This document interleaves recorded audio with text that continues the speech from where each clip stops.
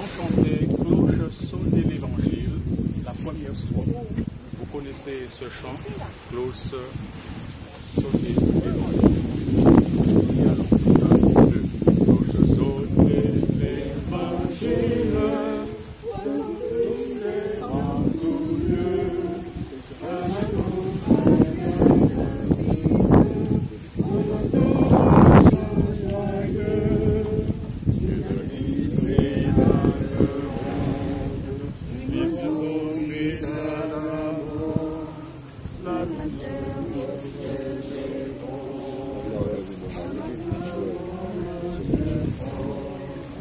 salut en Jésus, cloche sautée encore.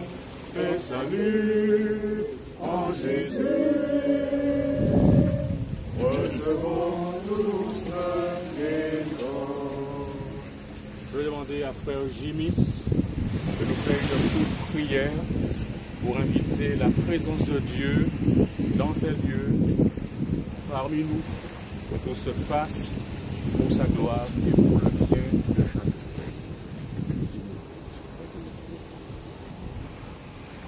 Notre Dieu, notre Père, nous te glorifions et nous t'élevons, Seigneur, parce que tu es Dieu, celui qui a tout créé et qui, en Jésus, nous a ramenés à la vie éternelle. Seigneur, en ce moment béni, alors que tu es loué, adoré, nous voulons, Seigneur, t'acclamer et te dire d'être présent parmi nous par ton Esprit Saint. Que ce moment, Seigneur, soit un moment de louange, un moment où c'est ce scellement des âmes avec toi puisse être entérimé par l'Esprit Saint et que, Seigneur, le témoignage soit rendu que tu es un Dieu vivant qui régénère et qui nous donne la vie éternelle. Amen. Fais du bien, Seigneur, agis, assiste-nous. Nous comptons sur toi au nom de Jésus et pour ta gloire. Amen. Jésus-Christ, dans ce chapitre célèbre qui concerne l'eschatologie, les dernières choses, a fait une déclaration dans Matthieu chapitre 24, le verset 14, disant que cette bonne nouvelle du royaume sera prêchée dans le monde entier pour servir de témoignage à toutes les nations, alors viendra la fin.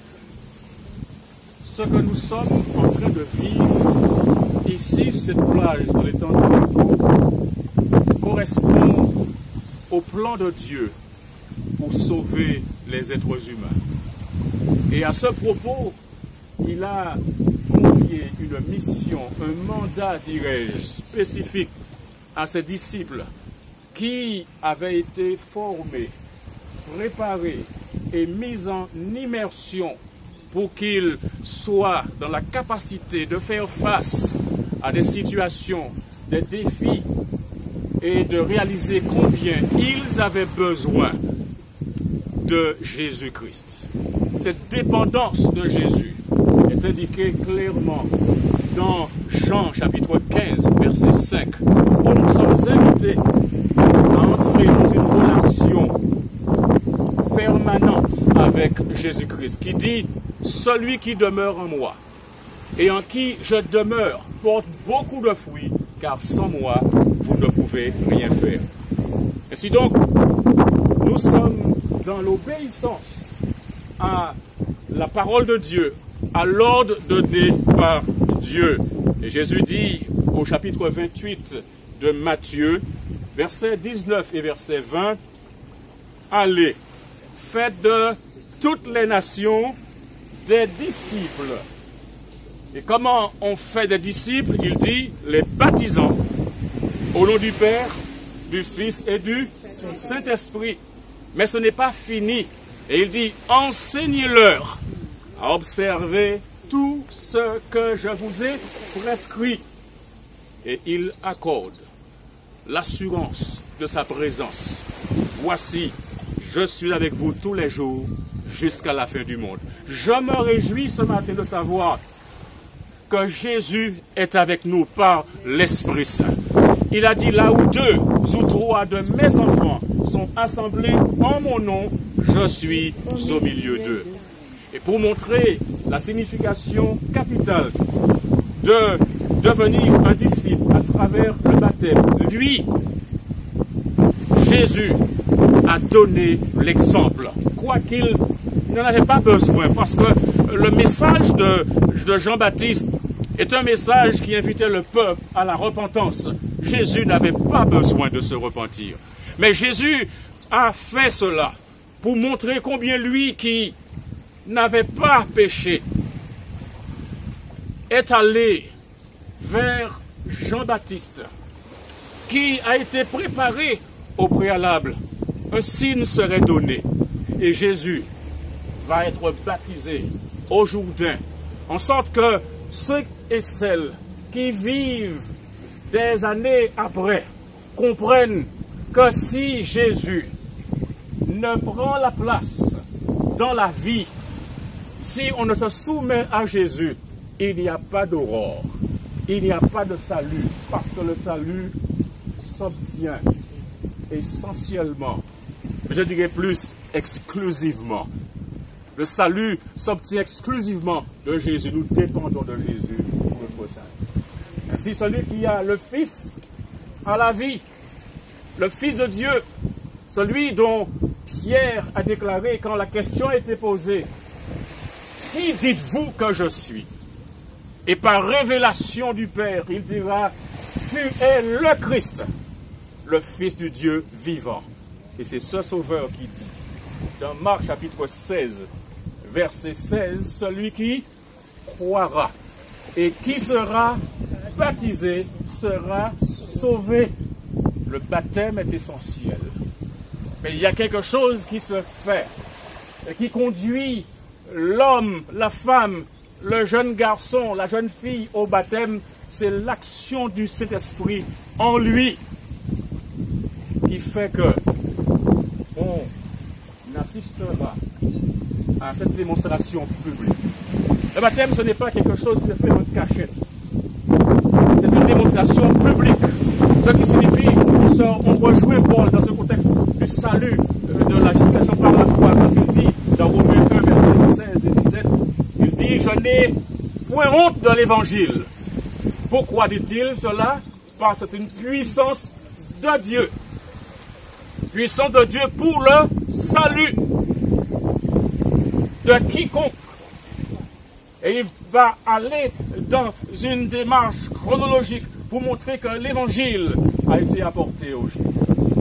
Mais que l'évangile ne se limitait pas aux Juifs. Les gentils également, tous ceux et toutes celles qui entendent la prédication, entendent l'évangile et croient, bénéficient du salut. Et ce qui est important à souligner ici, c'est qu'à la fois le juif comme le gentil ou le païen, les deux sont sauvés et justifiés sur la même base. Et cette base, c'est la foi en Jésus-Christ. Et Paul finira au verset 17 disant que le juste vivra par la foi. S'inspirant d'Habacuc 2, quand le prophète voit cette invasion, cette puissance qui arrive chaldéenne, et il dit dans son texte, le juste vivra par sa foi. Il n'y a pas de contradiction entre un Paul qui dit le juste vivra par la foi et un Habacuc qui dit le juste vivra par sa foi. La base est toujours la même. Nous avons besoin de croire. Ainsi donc le baptême, c'est l'entrée, le commencement d'une marche qui culmine jusque dans la vie éternelle. Parce que Jésus a déclaré, Dieu a tant aimé le monde. Il a donné son Fils unique, afin que quiconque, et ce quiconque c'est Raphaël, ce quiconque c'est Livanessa, ce quiconque c'est Viviane, ce quiconque c'est Oran, ce quiconque c'est Kérian, quiconque, et où chacun, entendant l'évangile, qui croit et qui sera baptisé, sera sauvé. Mais à contrario, celui qui ne croit pas, eh bien, sera condamné. Jugement et en même temps,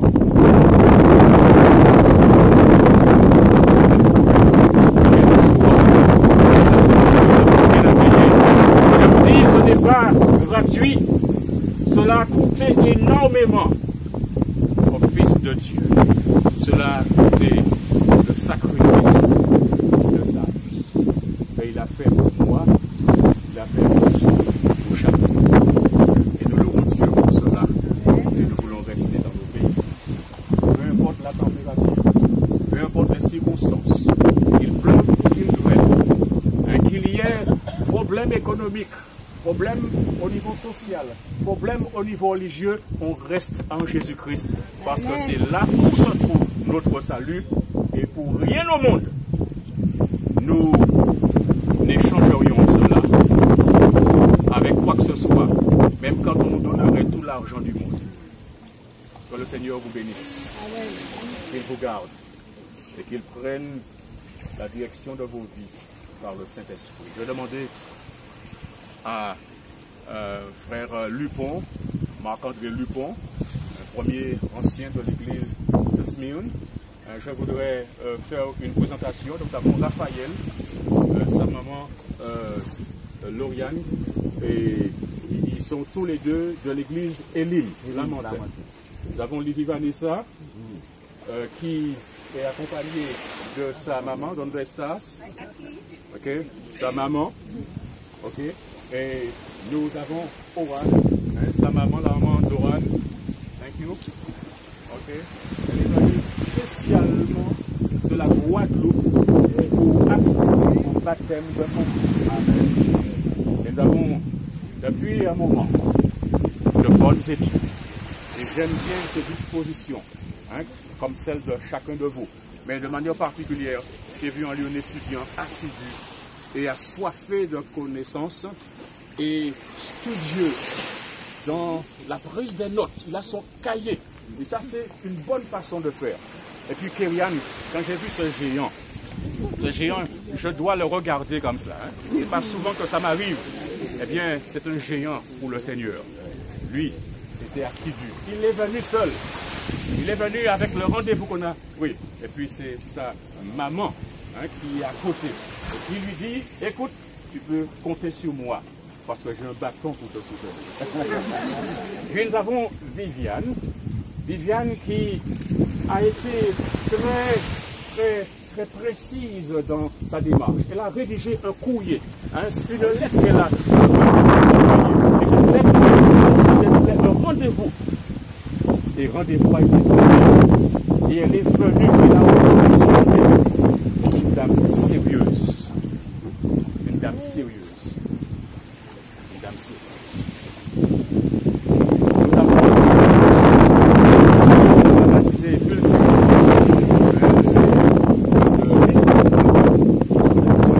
au témoignage sur la radio Espérance FM, éloquent, le Seigneur appelle et les jeunes répondent. Et vous voyez, il y a une majorité de jeunes là. Il n'y a que des jeunes là.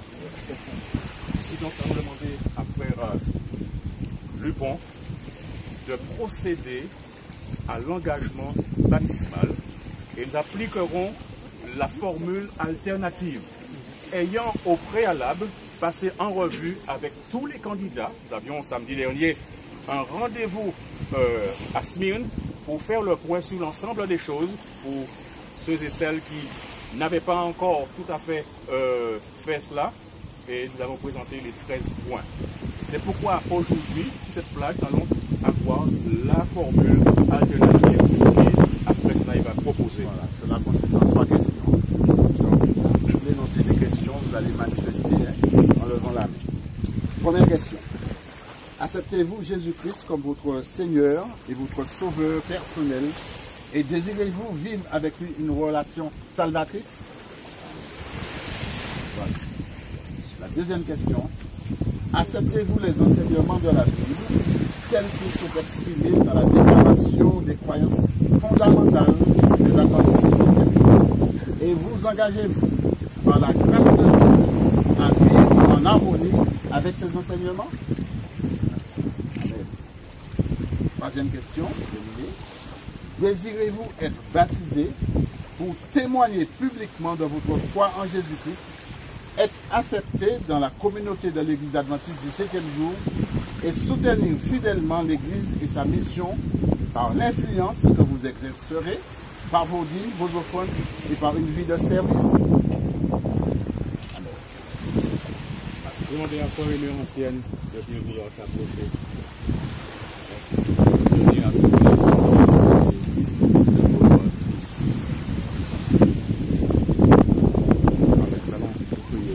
pouvez venir.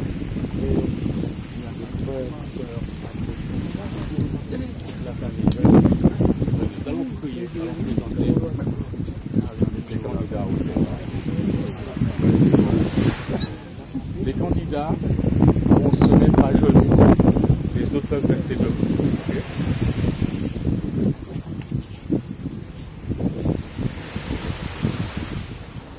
Loué sois-tu, notre Dieu et notre Père, pour la prédication de l'Évangile, pour l'étude de ta parole, pour les réponses positives de tes enfants face à la présentation de ta volonté. Ils ont tous dit oui. Et ce matin, ils sont réunis sur cette plage de l'étang d'Abricot pour témoigner de leur détermination à rester dans la pratique de l'Évangile, à rester dans l'obéissance à Dieu et à montrer au monde entier, en commençant par l'endroit où ils vivent, qu'ils t'appartiennent et qu'ils ne font pas machine arrière parce qu'ils ont trouvé la vérité, Jésus-Christ. Et en vertu de cela, Père éternel, nous te les présentons. Tu les connais par leur nom. Tu connais Raphaël. Tu connais Vivanessa. Tu connais Viviane. Tu connais Oran. Tu connais, Père éternel, tes enfants qui sont ici. Tu connais chacun d'eux qui viennent.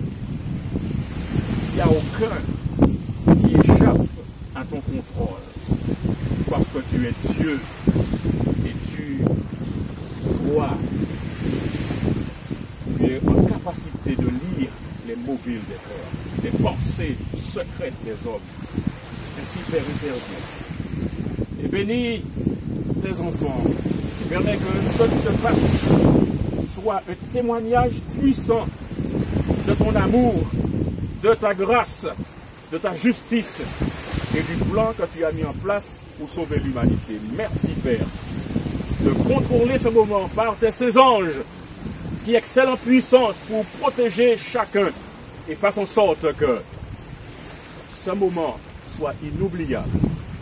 Et que Raphaël, Viviane, Myriane, Oran, Seigneur, Vivanessa, tous restent accrochés à toi aujourd'hui et pour toujours, au nom de Jésus. Amen.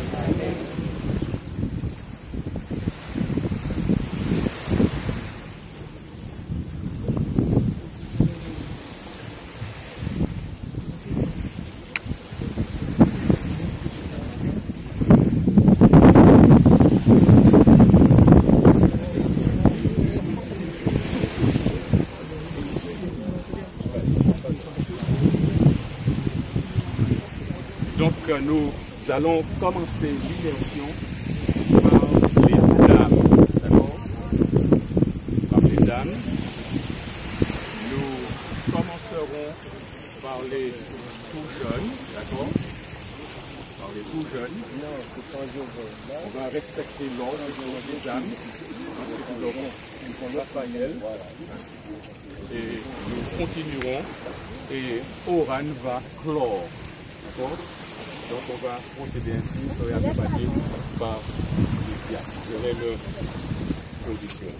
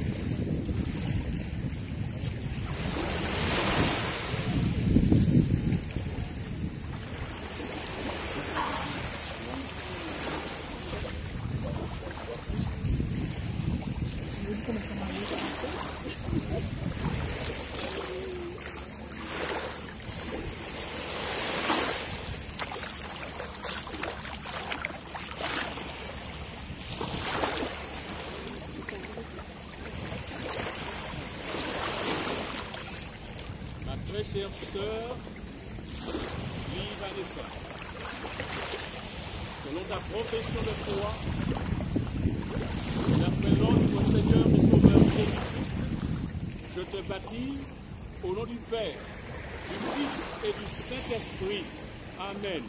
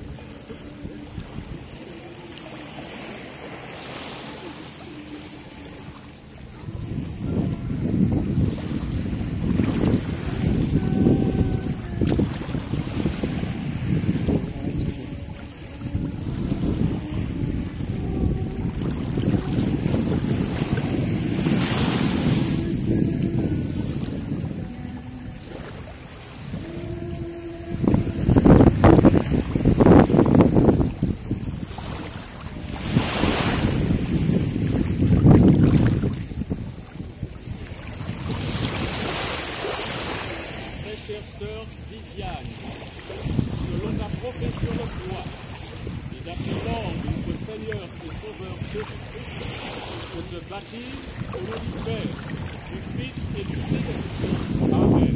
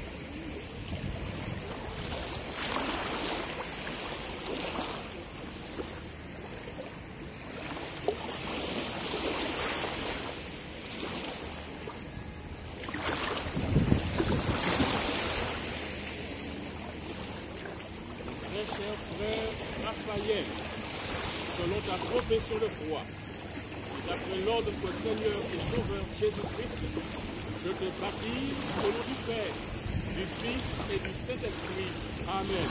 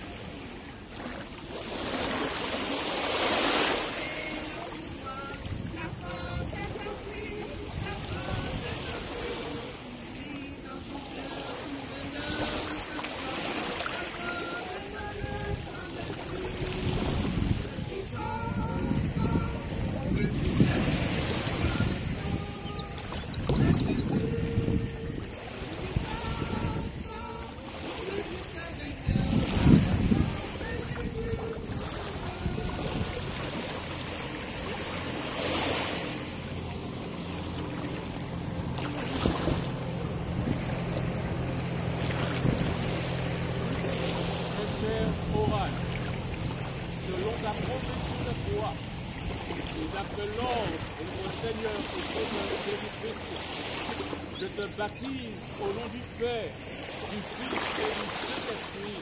Amen.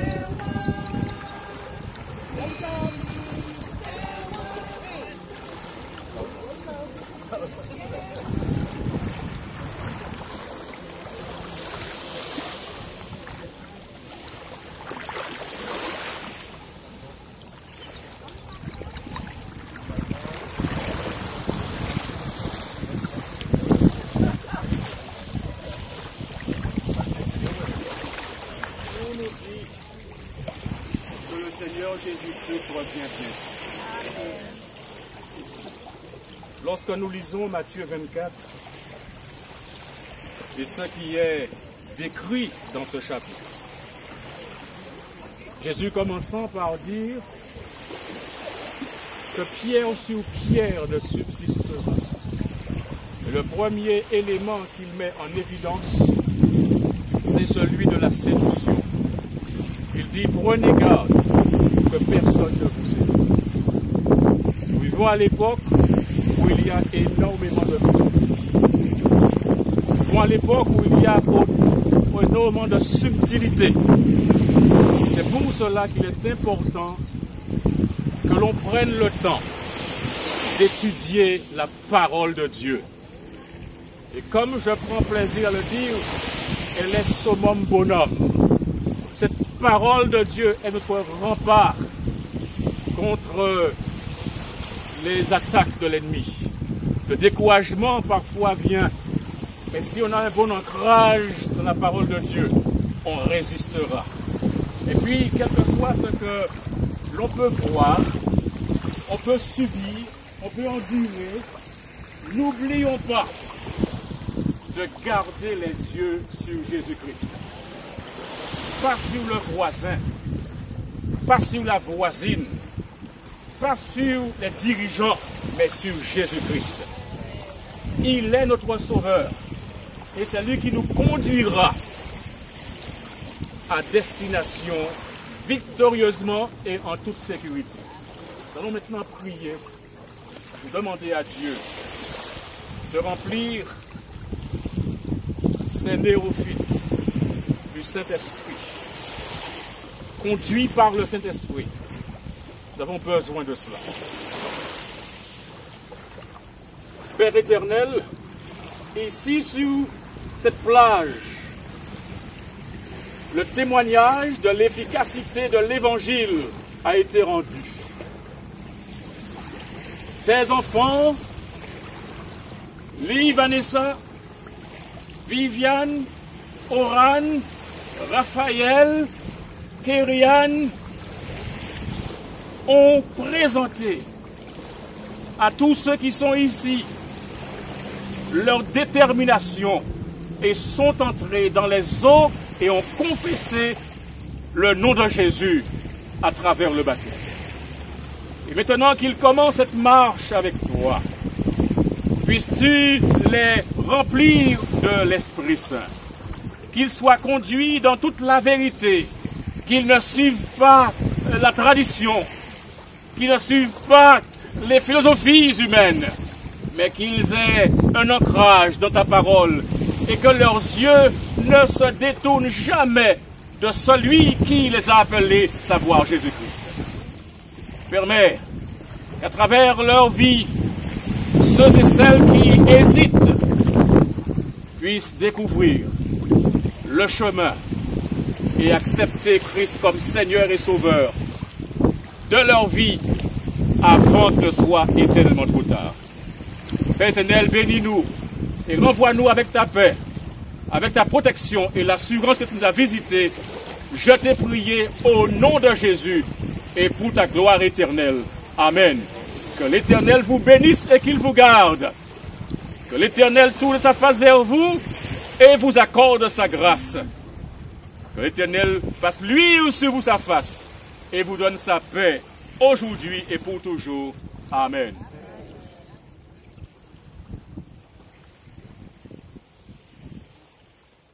Nous allons